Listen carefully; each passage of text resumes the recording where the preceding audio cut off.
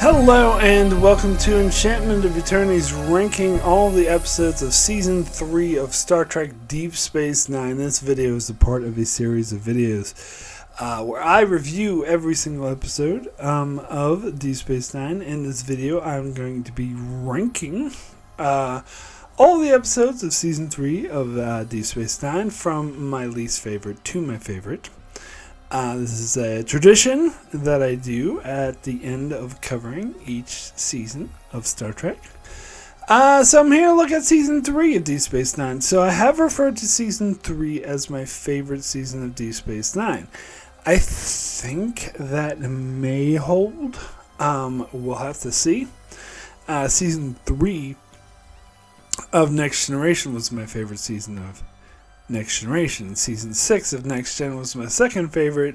I think it's the same thing with Deep Space Nine. 3 is my favorite, 6 is my second favorite. But, as I said, we shall see. Now, looking at the average rating, as I tend to do, because I give each episode a one rating between 1 and 10, and at the end of the season I tally up all of the ratings from all the episodes in Season 3 and come up with the average. Now, these averages don't always match up with how I think of the season overall, because I think there's more factors than just how good are the episodes. I think there's an overall feel to a season, and there's, like, how does it work as a whole and that sort of thing. And that's part of why I liked Season 3 of DS9, because, and I talked about this a lot as I was covering the episodes, is that I feel like it has this sense of family that the later seasons lose. And also, it's better than the first two seasons. It's, like, much better. Like, the show got, like, so much better, and the characters are much better. They're more full. The stories are more interesting. Brought in the Dominion, which is way more interesting.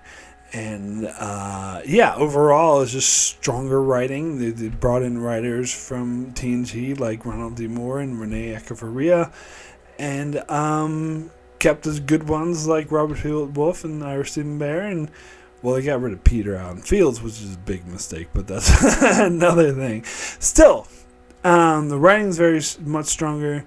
Characters are stronger. You got this bigger sense of the world. The world building was better. So, yeah, this is just when the show got really, really good. Now, that being said, it's not like TNG, because TNG, Season 1 and 2 sucked, and Season 3 was amazing. But it wasn't as big of a turnaround. As I talked about before, when I covered Season 1 and 2 of DS9, new seasons were not bad, particularly when compared to the first two seasons of TNG, which were terrible. There's no comparison. Like, Season 2 was still a decent season. No, I think it's just definitely very much improved, and honestly, I think it's the best that the show got. Now, a lot of people tend to disagree with this opinion. I've heard a lot of people who lump Season 3 in with Season 1 and 2 and saying, oh, it's not until Season 4 that the show got good. Like, I hear that a lot, which is wrong.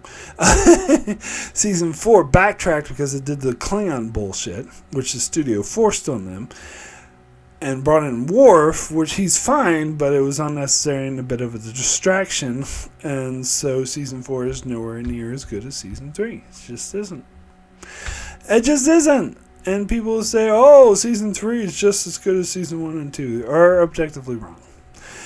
This is when the show got really good. So, getting to the average rating of the episode, or of the season, rather. The average rating Season 3 DS9 got was a 7.19, which is very much in keeping with me saying it's my favorite season of DS9. I think I called it my second favorite season of the entire franchise. My first favorite season of the franchise was Season 3 of Next Gen. And the averages bear this out as well, because this is the second highest average that I've given a season of Star Trek so far. Mind you, I didn't do this for the original series, but I'm very positive the original series would be much lower because I wasn't as big of a fan of that. So season 3 of Next Gen, if I can just bring it up here, had a rating of 7.8. So this is a rating of 7.19. Now, the third highest rating I'm actually going to get to in a couple days when I do my season 1 of Voyager ranking of the episodes. But leaving that aside for the moment, the next highest season would be Next Generation Season 7, which, as I talked about when I did that, it actually doesn't really match up with how I feel, because season 7 of TNG is not my second favorite season. That's season 6. It might be it's my third, but kind of sort of tied with season 4. But for some reason, the episode average was actually very high. It was a 6.86. Hold on. Was it 6.86? Yeah, so that actually makes it higher than Voyager Season 1. Sorry. I didn't notice that. So this is still third. Season 7 of TNG is still third with the ratings. And then after that, I believe, is Voyager Season 1. But then Season 4 of TNG. And then after that, Season 6 of TNG. And then I believe it goes Season 2 of DS9. Season 2 of DS9. Oh, no, wait. Season 2 of DS9, and then Season 5 of Next Gen. And then way below that, Season 1 and 2 of Next Gen. I think. There's. Yeah. After Season 5 of TNG, there's Season 1 of DS9. Which was the rating of that. Season 1 of DS9 was a 5.6. Yeah, and then way below that, so it's pretty low, but way below that is TNG. TNG Season 2, which is 4.86, and TNG Season 1, which is 4.76. So, yeah, they're still very far below. But yeah, DS9 Season 3 comes in second place so far, which actually matches up with how I feel about the seasons. We'll see how it goes when we keep going through DS9. So I also mentioned how many negative rated episodes I give as opposed to positive rated episodes. So any rating I give 5 or below is a negative rating, so it's tend to be bad episodes. And any rating I give a 6 or above is a positive rating, so good episodes. So TNG Season 3, I had 0 negative rating episodes, and that was the only season that worked out. No other season came even close, including Season 3 of DS9. So Season 3 of DS9 ended up having 4 negative rated episodes, which isn't a whole lot. It's actually a really good ratio, especially considering there are 4 10 rated episodes, 2 9 rated episodes, and 5 8 rated episodes, which is pretty good. So that's probably why it ends up with a pretty high average, and yet only 4 negative rated ones as well. So this actually, as I said, fares better than the most seasons. Like Season 2, for example, has 6 negative rated episodes, and Season 1 had 6 again. Is it? No, 7 negative rated episodes, and it was a shorter season, so that's just a worse ratio. But so because there's 2-parters, and I count 2-parters as 1, there ends up being 23 episodes in this season, so it's 4 out of 23 are negative. That's a pretty good ratio. So yeah, that's Season 3 for me. I think it's pretty. I think the majority are made up by 7 rated and 8 rated episodes. Definitely takes up the majority, but as I said, there's a fair amount of 9s and 10s particularly 10s in there. So yeah, so let's go ahead and get started with ranking the episodes. As I normally do, I give every episode a rating between 1 and 10, so a card will flash up that will say what rating the episodes I'm about to talk about have. So let's get started.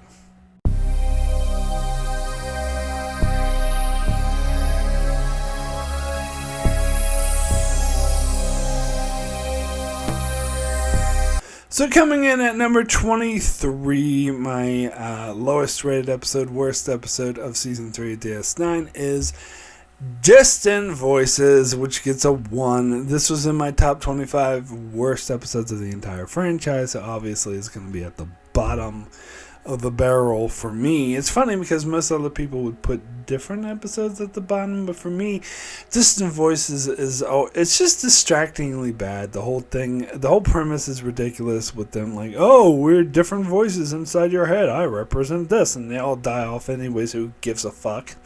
And they're like, Garrick is a villain, which is kind of stupid, and I don't know, the whole being inside your head thing, it just they just failed. It's terrible.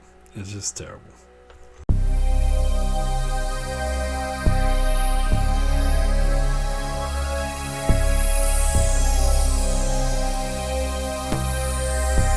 Alright, so we jump to my 3 rated episodes. We get to my number 22, second least favorite episode of the season, and that is Fascination. Keep feeling fascination. Anyway,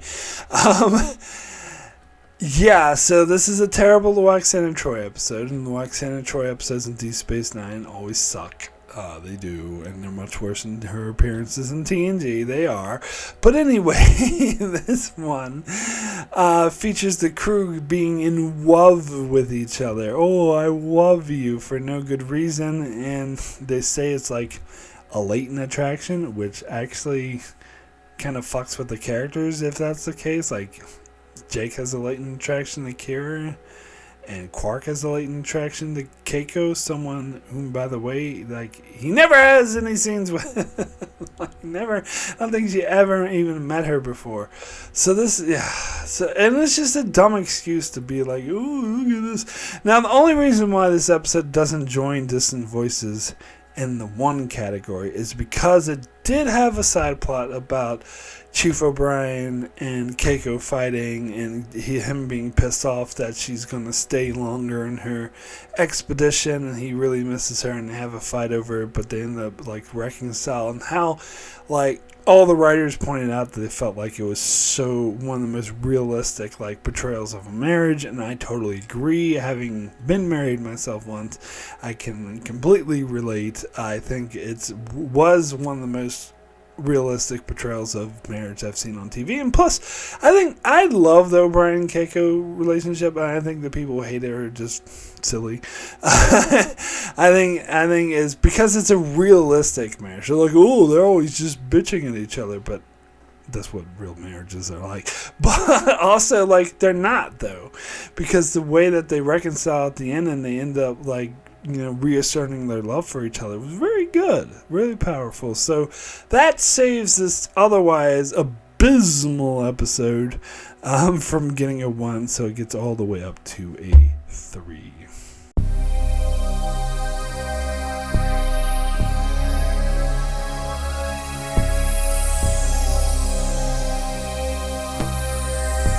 So next we move to my 4 rated episodes. Number 21, which is Family Business, and this is something I know everyone and their mother's going to disagree with me on, but I don't particularly like Ferengi episodes, and I don't particularly like this one in particular. I don't like Moogie, I don't like Brunt, I don't give a shit about any of the bullshit that's going on. I mean, it is interesting that they tackle women's rights, but I think like the episode Rules of Acquisition actually did way better than this one. I think this is just annoying and silly, and like it's just, and none of the character motivations make any sense. Like, why does Moogie not care if she gets sold into servitude? She cares about her rights, wants to be independent. Like, why would she be willing to be a slave? And don't tell me it's because, she'd be willing to sacrifice instead. Like, no, she's a Ferengi. All she cares about is earning profit. It goes against her character to be like that, to willingly sacrifice herself for the cause, and plus it wouldn't even help the cause. And why doesn't she try to bribe Quark, for that matter? Like, she's a fucking Ferengi. Like, none of this makes any sense. And Quark is being a dick, and Rom's like, oh, mother, please take your clothes off, which is everyone's like, what the fuck am I watching? And then Brunt's a dick that I hate, and I don't like his character more, so I'm sorry. Like, again, it's not the worst episode in the world, which is why I get to 4, but, and plus it portrays the Ferengi culture as such a monoculture. Like, everyone acts exactly the same, but anyway.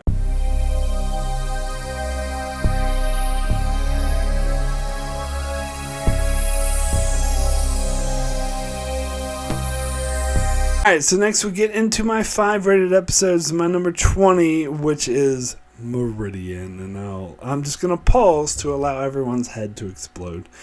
What? You gave this a 5 out of 10. Well, if you saw my review for it, you already know this, but still. What? This is only number 20? It should be way lower. Well, here's the thing. I hate the A-plot of Meridian just as much as everyone. Like, because most people would call this the worst episode of the season. Some would call it the worst episode of the entire show, or at least one of the worst episodes of the entire show. And here's the thing. Yes, I do hate the A-plot just as much as you do. The whole Dax romance thing was completely bullshit. It was forgettable. It was portrayed a fling. Like, even Terry Farrell, when she covered this episode in her podcast, was going on about how there was no chemistry between. And she's pointed out, she's like, I actually worked with this actor before. I liked the actor. We had nice chemistry, but the way it was written was terrible. And she's like, and she kept pointing out, this makes no sense for my character. Why would she be willing to she has like 8 lifetimes. Why would she be so impulsive? And why would she be willing to, she's acting like a teenager, not like someone who's like over 300 years old? And why would she be willing to give up all of her friends for 60 years, basically miss almost in their entire lives, and many of them won't be alive when she gets back, for this dude that she just met a couple weeks ago or 1 week ago? Like, and there's no chemistry between it, and you couldn't give 2 shits about this storyline. So I agree with everyone on that. Where I disagree is the B plot. I'm sorry. I do have to apologize, but I love the B plot. And I've heard some other people who hate the B plot just as much as the A plot. Totally disagree. First of all, I think the B plot is a good analogy of like predicting sort of deep fakes and stuff like that, and it does get into issues, and it does, like some people say, it's uncomfortable, and doesn't really tackle the issue with sensitivity, which I think is bullshit. They draw a clear line saying that Quark is being despicable and disgusting, and Odo and Kira go out of their way to punish him for trying to do this very despicable thing. So I think they draw a clear line against deepfakes, like clearer than episodes like Hollow Pursuits did. And I think people just don't like being confronted with the fact that Quark is a misogynist and a creep, and they want to like him. They think, this is a lovable, fun character, but they don't want to see his dark side. But his dark side is always there. In fact, it's true to his character to be a disgusting, misogynistic creep. And I think it's the fact that they always play him for laughs makes people forget that this is a disgusting guy. And I just think the comedic timing in this episode, in this storyline, is so good. Like when Kira takes that pad and grabs it from Quark and tosses it behind her, and it like takes like 5 seconds, like comically long for you to hear it draw on the floor. I don't know, little things like that, or like when Quark's trying to do the hollow camera of Odo and Kira, and Odo keeps standing in the way, and he's like, "What's Quark doing?" And Quark's like, "Get out of the way, Odo!" And of course, like the ending where they put Quark's head on the body, where Jeffrey Combs' character, who's disgusting, despicable, goes to use the holosuite with the hologram of Kira, but instead finds Quark's head going, "I've been waiting for you." I'm sorry, I find that hilarious, especially because they're disgusting creeps and they're getting their just of desserts. And I love like the smug looks on Odo and Kira's faces as that guy was like, "I'm going to ruin you, Quark." And they're like, "Well, another satisfied customer." And they just look so smugly at him, and you see him kind of put it together and be like, "Oh, they fucked me somehow, didn't they?" It's just so satisfying. It's so good. I think it's very sort of predictive of the future, like that the whole thing with deepfakes and stuff would be an issue, and this storyline comes down very hard against it. So I think it's great. I think it's funny. I actually love this B plot. So that's what propels this episode all the way up to a 5 out of 10. However, I could not in good conscience give an episode with such a terrible A plot a positive rating. So it doesn't get higher than a 5, but I'm sorry. I think that B plot is gold.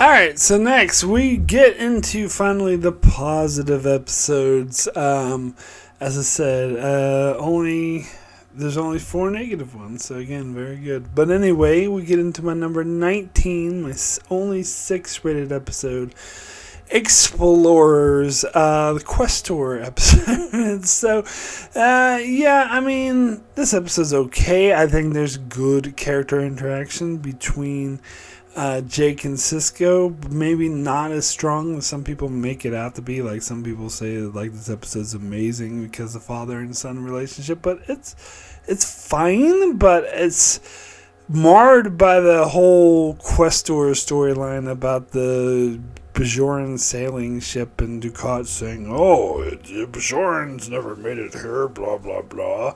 And, like, who gives a shit about any of that? And maybe some people do. I certainly do not. I just find that boring and silly. But really, what really propelled this episode to a 6 is, the B plot, which I fucking loved. I thought the B plot was amazing, with Bashir getting drunk with O'Brien. Like, that's one of the best scenes of the entire show. But also, it starts out with the whole thing where he's flirting with Lita. We get the introduction of Lita, and he puts in a pad to Jadzia, interrupts him, and he's like, "Oh yeah, I have this report for you." And she looks at it, just says, "Go away," in big letters. I thought that was great. And then of course, like, the whole thing is about the commander or lieutenant who he went to medical school with, who got the valedictorian when he didn't, and he felt jealous of her, and then he thought, wondering how she would react to him, and she just ignored him, and he's like so depressed and pissed off and gets drunk. I find this so relatable, maybe more than I should, but yeah, and it has that drunk scene, but then he finds out that she didn't even recognize him. She thought he was an Andorian, and they hit it off. Like, that was cool. Like, I think that was a good character moment for Bashir. Also one that proves that he's not genetically engineered, but that's something else entirely. So yeah, good episode. Not great, though.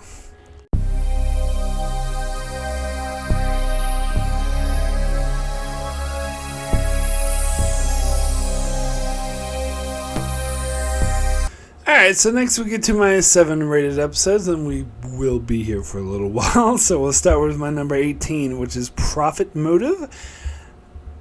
I know I disagree with most people on this, because I think this is the better Ferengi episode of Season 3. This is when Grennick is Zek, who I usually don't like. I usually don't find him funny, but I actually find him funnier than usual.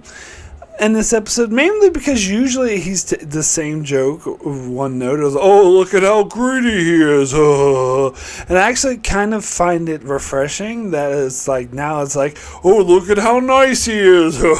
Like, that's like a flip on what it is. And also, like, there's just some funny jokes. Like, the whole thing is like, he said, Rom, it's time for the Frankie to move beyond greed. And Quark's like, what do you mean beyond greed? There's nothing beyond greed.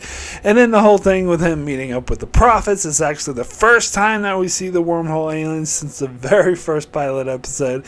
And I kind of love like what they're saying, and I am convinced this is what they're saying, is that like Quark makes a bullshit argument to the prophets about, oh, people need greed, otherwise they'll just sit down and die, and which is a bullshit argument, and they point it out as a bullshit argument. It's like, yeah, we should change this one too.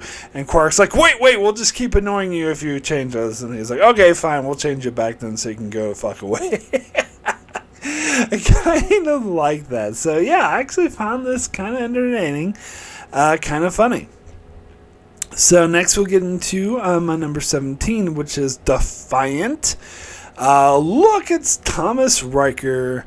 Yeah, I mean, this episode was fine. It was fine. I mean, it was cool seeing Riker, and it was cool that they brought back Thomas Riker. That was a good twist, and that he was hanging out with Kira.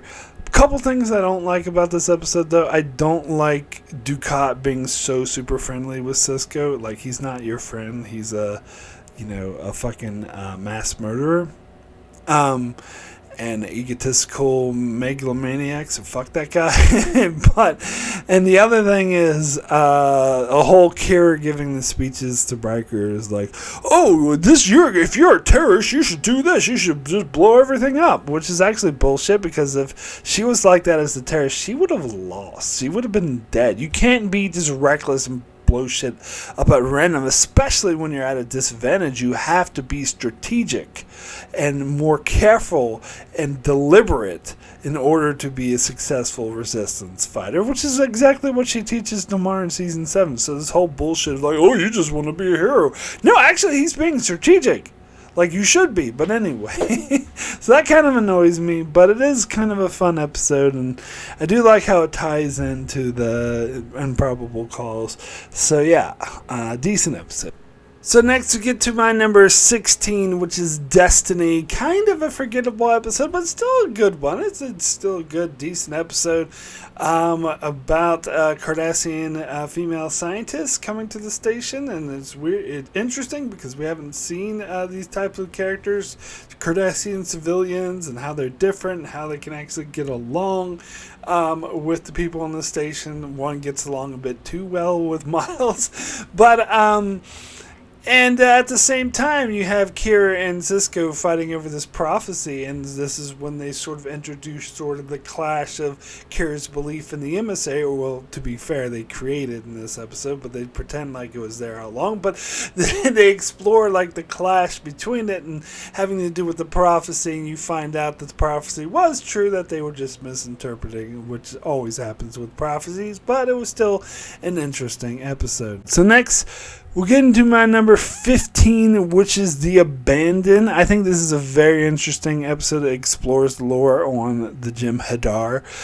It explores the lore, and it creates like Quetzal White, mentions that for the first time, and it's a good character story for Odo, who tries to mentor someone and break him out of this rut. But my problem with the episode is how it ends, with the Jim Hadar being like, no, fuck you, I just want to go back to the Dominion, holding him at gunpoint and forcing him. I think that kind of undermines the story a bit, and I think it would have been way more interesting, like the episode Drone did in Voyager. It would have been way more interesting if he actually did reach the young Jim Hadar and did change him and did help mentor him. That would have been way more interesting to me. And I just don't know what kind of message it sends, especially because Avery Brooks directed this episode, and he said that the young Jim Hadar was a metaphor for, African American youth who join violent gangs. And so what's the message here? Is that there's no way to save these youths, that they're inherently violent. Like, that's not a good, if that's what it's about, that's not a good message. Like, I don't know, I just no, the ending just didn't sit right with me. And the whole side storyline about Jake dating the Dabo girl, like, that's fine. Anyway, so next we'll get into my number 14, which is Heart of Stone. The episode that destroys Jake's character by having Nog be the one join Starfleet and not him, and which is totally out of character for Nog and will eventually lead to Nog's death, and he's replaced by another character who people call Nog and is played by the same actor, but is in fact a totally different character. I call him Bog. But anyway, that hasn't happened yet, but it will eventually. But anyway, but that storyline's okay. I think it's a bit overrated. But then you get the main storyline with Odo being trapped in Kira being trapped in the stone, and Crystal or whatever, and Odo trying to get her out, and you find out it's not really Kira, it's the changeling, and she was manipulating him. I don't buy the whole, Kira would never lie to me to save my life. The fuck she wouldn't, of course she would. But that being said, it is an intense storyline. I think it's a great character story for Odo, and I think the reveal as a changeling was pretty strong. So yeah, good episode there. So anyway, next we'll get into my number 13, which is Shakar. Shakar. I always call it Shaker. Shakar. Which, alright, leave aside the fact that I think it's stupid that they gave the name of Kira's resistance cell, said it's named after a guy. Like, I don't know. No, it wouldn't be named after a dude. Like, I don't know. That just bothers me for some reason. But, that being said, I think this is one of the last strong Bjorn episodes that really makes some strong political statements and commentary that is way more relevant today than I would like it to be, about how, people who have freedom of choice can make the wrong choice and vote a tyrant dictator wannabe into office.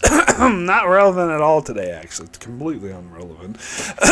But anyway, and it's a bit too close. But anyway, it's cool commentary. I love the Kai Wynn dynamic, how she's an incompetent leader. Again, nothing to do with today. But anyway, she's an incompetent leader that tries to tariff all the other... sorry, I'm getting confused. No, she tries to start a war over some farming equipment. It's not like she's trying to steal Greenland or something. No, I'm sorry, I can't. I need to stop. But no, she's starting a war over farming equipment because she's an incompetent, power-hungry leader, nothing like modern day, and dictator wannabe, nothing like modern day. And then she sucks and almost starts a war, and Siska come by and you're really overreacting, and you suck as a leader. And eventually, I did find the ending a bit anticlimactic, that they just decided, we'll just stop chasing you and we'll let Shakar run for office. Like, that seemed too easy. But, but still, pretty good episode. Really like it. Nothing to do with modern day. Anyway, next, we'll get to my number 12, which is Through the Looking Glass. So, Cisco goes to the mirror universe, and I'm kind of disappointed. I wanted to see Kira and Bashir in the mirror universe, but I think the reason why I put it as high as I did is because I do like the storyline between Cisco and Jennifer, and I think this is like a strong character story for Cisco that he has to confront, because the whole show started with the hurt and the guilt and the pain that he felt over his wife's death. So now he's having to confront that. In a way, he kind of gets closure, because he gets to save a version of his wife, even though it's not his wife. It's basically another version of his wife. He can't be with her, but he can at least save her life. And I think it's really interesting, very powerful. We get Tuvok too, so that's cool. Anyway...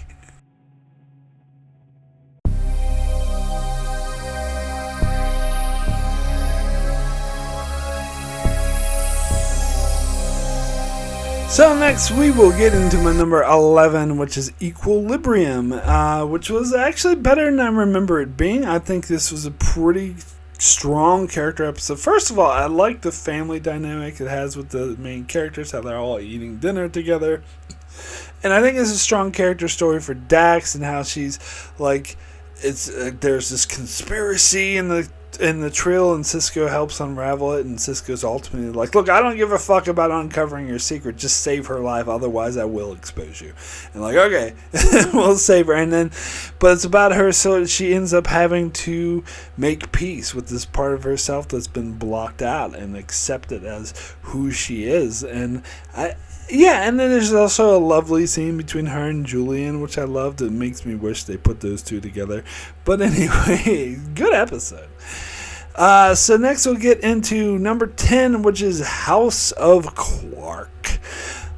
I think this episode's a little bit overrated. Some people call it, like, give it a 10 out of 10, say it's one of the best episodes of the show. Let's not get crazy here. It's not that good, but I mean, because it's still ultimately a Quark episode where he does stupid Quark shit. But it's one of the better ones of that, and it is actually actively funny, and I do like some of the interactions between the Klingons, although, as I said, it doesn't, like, the way they portray Klingon culture doesn't actually make any sense. There should be Klingon accountants. There shouldn't be, like, just throw evidence that this guy is using finances to destroy a house, just throw it out and be like, okay, you two fight. Like, there's no way a society like that could even function. But it's still entertaining. And, of course, the whole thing with Quark having to marry Grilka and you know, the interactions between them, I think the actress does a really good job. So, yeah, it was a very entertaining, fun episode. So next, we'll get into my number 9, which is Facets. Another Jadzia episode. I like this one. I thought it was really strong. Great character story. I think it was very interesting that we actually get to meet all the former lives that Dax had, or hosts, even if it was for the most part very briefly. But I think it has to be, because you need to have a more focused episode, and it needs to be focused on the storyline with Curzon. That being said, you can't skip over the previous hosts. You got to show them. So I thought it was great seeing all the different actors play, you know, different versions of the characters. And yeah, I think the storyline with Curzon Jadzia and coming to peace with him and sort of getting him to accept her and that sort of thing, and also it was a great character story for Odo, how he merged, sort of joined with Curzon, and at first didn't want to give it up, and how he had that experience. That was really nice. It was really powerful. The whole thing about Curzon being in love with Jadzia was kind of dumb. But still, I think it was a pretty strong character story. So next we'll get into my number 8, which is Life Support. I think this episode is way better than people give it credit for. I was looking on IMDb, it's like towards the bottom. I'm like, really? Like, I thought this was a very powerful episode. It's a very strong medical drama. Maybe it's people just hate Bareil, but if that's true, they should like this episode because Bareil dies. But anyway, maybe it's because they like Bareil and they didn't want to. No, that can't be it. Nobody likes Bareil. But anyway, I thought it was a strong episode. Again, good use of Kai Wynn. I like the sort of interactions between her and Bashir, and how Bashir would just flat out tell her to her face how despicable she is, and she's like, "Oh, if you're wise, you'll never speak to me like that again." And Bashir's like, "Yeah, whatever, bitch." He didn't say that exactly, of course, but that's what he was like, essentially. But then the powerful ending with Kira having to say goodbye to Bareil, like, the music was amazing, the acting was amazing, like, they sold that as a very touching, very powerful moment. In fact, I would have given this episode a 9 if it wasn't for the B plot. It was sucked. It was about Nog and Jake going on a double date, and Nog being a total dickhead, acting like a moron. Ferengi, even though he's lived out off-world his whole life and he knows how other aliens interact, and so he should know better than to behave like that, but whatever. Anyway, so it holds it back, but it's still a good episode. So anyway, getting to my number 7, which is Second Skin. Now, I said before that the plot of this episode basically boils down to the Cardassians kidnapping Kira, changing her appearance to look Cardassian, and then they're trying to convince her that she's a Cardassian, but she's not accepting it. And that's the episode. The whole episode is, you're a Cardassian. No, I'm not. Yes, you are. No, I'm not. Yes, you are. No, I'm not. Yes, you are. And that's pretty much the episode. Now, why do I put it as high as I do then? Because of fucking Garrick. This is one of like stronger, great Garrick episodes. Like, Garrick is just so amazing in this episode. I like how he he has some great moments, like when he's telling Cisco's blackmailed him into going on this mission. I love how Garrick even goes this is extortion, and Cisco goes, yes, it is. I just love the way he says that. And then Garrick's like, all right, fine, but if it looks like you're in danger and you're in trouble, I'm not going to risk my life for you. If anything bad happens, you're on your own. And then Cisco's like, Mr. Garrick, I do believe that is the first truly honest thing that you've ever said to me. And Garrick says, how perspective of you, Commander. And he has other moments where he just killed Intech, vaporized him, and he goes, oh, that's a shame, I rather liked him. And also there was, to be fair, there were some good moments in the Kira storyline, some good acting by Nana Visitor when she freaked out when she actually thought she was a Cardassian, so it was kind of powerful, although you knew that she wasn't. Because she shouldn't be, because that would be fucking stupid, Ronald D. Moore. That would be terrible. But anyway, thankfully they didn't do that. But yeah, so this, a very strong episode.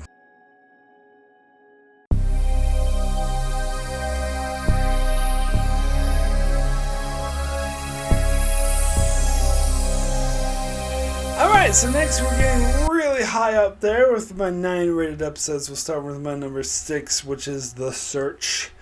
Great 2-parter to start the season. Introduction to Defiant, I loved it. Thought it was a real game changer for the show. Really enhanced the show. And introduced Eddington, introduced that Romulan chick who disappears immediately, but they should have kept her around. But no, she needed to go be Seska, I guess. But anyway, really powerful episode, introduces Odo's people. It is, part 2 did seem kind of like a little bit of a cheat, because it all took place in their head, but it's better in Distant Voices. But it was interesting, seeing Admiral Bitchface and the Chekhov totally suck, and Cisco get the better. It's I want to know what the hell is going on, and going and yell. That was a great scene. But yeah, the reveal that the changelings were the founders was freaking ground shattering. That was amazing. Again, a real game changer. So yeah, overall this is a very, very strong 2-parter. So we did the season premiere, so let's next get into the season finale. My number 5 is The Adversary, which I was very close to giving this episode a 10, but it's a very strong 9. It's got that creepy John Carpenter's The Thing feel to it, where the changeling could be anyone at any time. It really plays on that paranoia, and it really is intense. And it has some great moments with Cisco got promoted to captain, and it has some great character story for Odo, because he talks about how I'll never kill, but then it ends with him having to kill the changeling and being the first changeling to ever harm another, which was such a cliche. And it ends with the Odo revealing the shocking thing the changeling said before he died, that it's too late, we're everywhere. Dun dun dun. But it was a very chilling way to end the season. Very, very intense episode overall. So loved it. Not quite enough to give it a 10, but it was still amazing. And my number 5.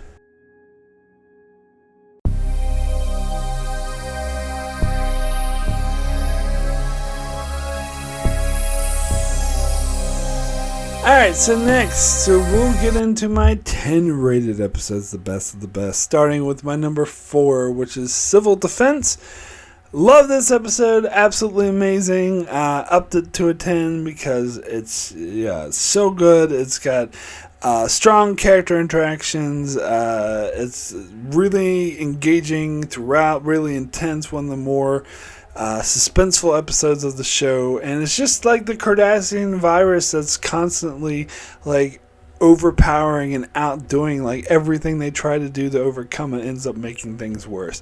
And there's great sort of character interactions between that. I love the argument between Garrick and Dukat in that moment where Dukat tries to beam off and his off the station, and then the computer program is like has his leg it being like, "How dare you, coward! All your codes are rescinded." And Dukat's just looking there going, like, it was amazing. It was one of the best moments of the show. And yeah, like the Quark and everything does annoy me a little bit. It's definitely the weak part of the episode for me. But other than that, like I think all the character interactions are golden. The suspense was amazing. So yeah, great episode. So next, we'll get into my number third favorite episode of the third season, and that is Visionary. Amazing time travel episode with O'Brien. It's an interesting concept, O'Brien only traveling 5 hours in the future, and how it just so happens to be that he always witnesses either his death or the station blowing up. Kind of a coincidence, but it's a very interesting concept. But more than that, what really makes this episode great is this is one of the best episodes when it comes to character interactions. Like the chemistry between all of the characters was just on point. Like I think this is like the best sort of character. I talked before about why I love season 3 is because it feels like a family. Like this is probably one of the best episodes in that regard. You have a lot of comedic moments, a lot of great comedic timing, like Sisko telling Kira to be diplomatic with the Romulans. She's like, I'm always diplomatic, and hard cut to her being, that's ridiculous. Like this. And of course Odo has like some amazing lines. It's like, oh, I'm gonna investigate the Romulans, the Klingons, the Bajorans, Quark. And it was like, wait, yeah, I think Quark has something to do with this? I always investigate Quark. Like just moments like that, and of course you get some amazing character interactions between O'Brien and Bashir is always great. It's like kind of at its best. And yeah, sure, the version of O'Brien we've been following dies, and the future version from 5 hours in the future takes his place, but it doesn't actually make any difference. It's still the same character. But anyway, a slightly different timeline. Just only slightly. But anyway, amazing episode. I do love it for that. So, we get into my number 2, second favorite episode of season 3 of DS9, and that is Past Tense, parts 1 and 2. Amazing political commentary, in your face. And actually, some people say, oh, I heard you in Star Trek is too preachy. I actually love it. Not all the time, but when it works, like here, for example, like the preachiness is like, and of course, takes place in 2024, last year, but 30 years in the future from when it was made, and of course they got a lot of things wrong. Fashion is totally different, and the computers are like too fucking big, and the screens are big, but they got a lot right, like how everyone uses the internet for everything. Like they got that right. We don't have the phrase "check your email, buddy," but we should. But anyway, but no. For more than that, though, the commentary on homelessness is pretty close to what it actually ended up being. Like people really disregard the homeless, and it makes a strong commentary on that, and it has a really great, powerful character story with Sisko and Bashir struggling to set the past right. Of course, the time travel logic in this episode is utter nonsense, but that doesn't really matter when it has such strong characters.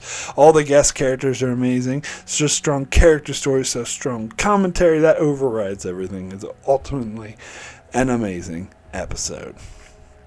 So, now I'll get to my number 1 favorite episode of season 3 of Deep Space Nine, or should I say favorite episodes, because it's a 2-parter.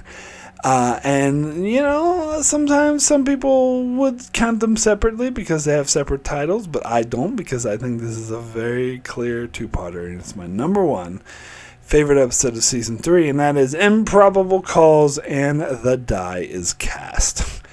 Absolutely amazing two-parter, one of the best of the show. It has, particularly, honestly, I love Improbable Calls a little bit more, but they're both amazing, because Improbable Calls has, like, the best Garrick moments in the entire show. It has all these great Garrick sayings, like the whole thing about the boy who cried wolf. The real moral is that you should never tell the same lie twice, or like, oh, you should take this rod and eat it. And Bashir's like, what? You're joking? It's like, yeah, I am. Like, and then other shit that he says is like, oh yeah, I find that usually truth is just an excuse for a lack of an imagination. Like, and how he tricks Odo. Like, they really hit on like the golden pair here between Garrick and Odo. Like, this is an amazing pair. I love how Odo kind of outsmarts Garrick at sometimes, and catches Garrick off guard because he's not used to that. Like, he's used to Bashir, who's like, you know, no offense to him, a moron. Well, that's before they retconned him to being genetically engineered, but let's not get into that. But he absolutely cannot keep up with Garrick, but Odo can. And so it's a very interesting dynamic. And then you get into Die is Cast, which is also amazing, even though it has a ridiculous plot about the Defiant going to rescue. Oh, defy orders to rescue the crew. Like, that's kind of cliche. But the like main plot about like the Romulans and Cardassians attacking the Meridian and 150 ships coming out of Nebula and start attacking them. I was like, what the fuck? Like, that's fucking huge. Like, the biggest fleet we've ever seen was like 30 ships, and then 150 come out and there's like dots all over the screen, and you're like, oh, we're so fucked. It was super intense, and you find out that Lovok was a changeling, and he had those like torture scenes with Garrick and Odo, which was very intense, very powerful.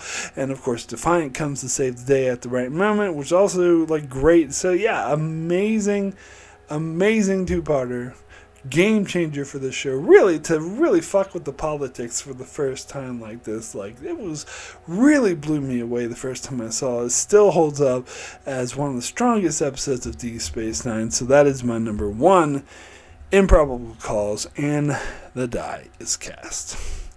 So that is it for my ranking all the episodes of Season 3 of Deep Space Nine. Thank you so much for watching this video. If you enjoyed it, please be sure to check out my channel as I continue to cover Deep Space Nine, every episode of Deep Space Nine, and every episode of Voyager for that matter, and many other videos on other things as well. So you can check out channel. If you want to support the channel, you can leave a like, comment, stuff like that. If you'd really like to support the channel, you could do so by supporting me on Patreon. There are links to that in the description below. Different rewards, such as the Patreon-only series, where I revisit my reviews for videos I've already done, and many other rewards, such as pre-releases, making comments on videos that I read in my videos, and stuff like that. So, let's see what's coming up on my channel next. On Monday, I'll be ranking all the episodes of Season 1 of Star Trek Voyager. On Thursday, I shall explain why Vic Fontaine is the worst character in Star Trek. And on Saturday, I'm going to do something new, something different. I'm going to do a Star Trek What If, where I'm going to create some scenarios that like the show What If, like what if these things happen, but in the Star Trek universe. So it'll just be a weird little thought experiment I'm going to come up with. So yeah, you can check that out if you like. And yeah, be sure to subscribe so you can keep up with all of that. And thanks a lot for watching.